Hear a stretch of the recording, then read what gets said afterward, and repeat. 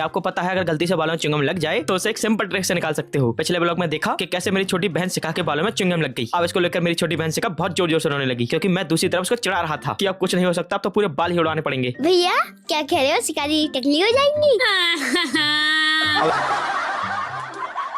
अब इसको रोता हुआ देख मम्मी बेलन लेके आई और कहा 2 सेकंड के अंदर इसके बालों से च्युइंगम हट जानी चाहिए। अरे बाप रे, बना तेरी खैर नहीं आज। अब मम्मी का पिछला थप्पड़ याद आ गया। इसलिए डर से कांपते हुए मैं लेके आया नमक और आइस। पहले जहाँ च्युइंगम लगी हुई थी वहाँ नमक डाला, फिर अच्छे से उधर फैला दिया। फिर जो मैं आइस लेके आया था उसके ऊपर रख के हल्के हल्के हाथों से रब करने लगा। 5 मिनट ऐसा करने के बाद च्युइंगम इतनी आसानी से निकल गई कि पूछो ही मत। वाह भैया, ये तो सच में निकल गई। हाँ, ब्लॉग अच्छा लगा तो लाइक एंड चैनल को सब्सक्राइब